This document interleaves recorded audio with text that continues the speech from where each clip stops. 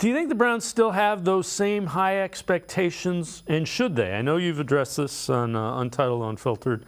Do they still have high expectations? Should they have those high expectations? Yeah, with Nick Chubb going down, right? There's a question of like, hey, do the expectations change? And I think as every week goes on, especially since that injury, we start to see the gravity of not having Nick Chubb, what he takes away. And for the running backs don't matter crowd, I always was baffled by how people throw like Nick Chubb into this conversation, right? Maybe a decent running back, a Jonathan Taylor, maybe it's not like that for him. But for Nick Chubb, him not being there takes away a lot of the gravity that you naturally get. It takes away a lot of the effectiveness of play action. It takes away a lot of what this offense predicates off of, and you can see it. The wide zone was a staple for this team when Nick Chubb was here. It was an absolute reliable staple.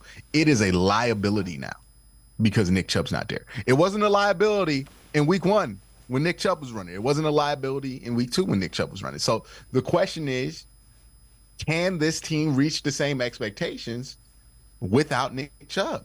I think the answer is yes, but it really depends on what version of Deshaun Watson you get. If Deshaun Watson is somebody who could be a game changer, if Deshaun Watson is somebody who could be, in the MVP conversation, in the top quarterback conversation, then you ain't got nothing to worry about because the offense is going to be Deshaun Watson City anyways, and that's what it was always going to be, and he's going to lead us to where we need to go. But now Deshaun doesn't have those safety wheels. Now Deshaun doesn't have that safety blanket to where, hey, if I'm struggling or I can't throw the ball, I can just give it to Nick Chubb. Maybe he can win this game.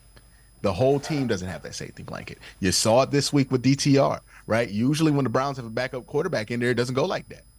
We were kind of shocked because it went like that. It doesn't go like that. Why? Because we've always been able to hand the ball off to 24. Push come to shove. Okay, DTR is going to go out there. We'll just hand it off to 24 30 times. And that might be a good game plan. So the turnovers are up. Why? Because we can't hand the ball to 24 no more. Right? Like that's part of the problem. We can't hand the ball to 24 no more. So they're going to have to figure out how they fill that hole. And the only guy who's capable of filling that hole is the quarterback, is Deshaun Watson. The good news is he's paid to fill that hole. The bad news is we still waiting and seeing if he's going to be that guy. There's no answer on that yet. Security blanket is 24 is also Kevin Stefanski's security blanket. He's going to have to move a little bit outside of his comfort zone. He's the offensive line. Look, we ain't talked about the offensive line the same since he ain't been out there. We ain't talked about this whole offense. We ain't talked about David Njoku the same since he ain't been out there. Nick Chubb was really holding a lot up there, right, for a running back whose position does not matter.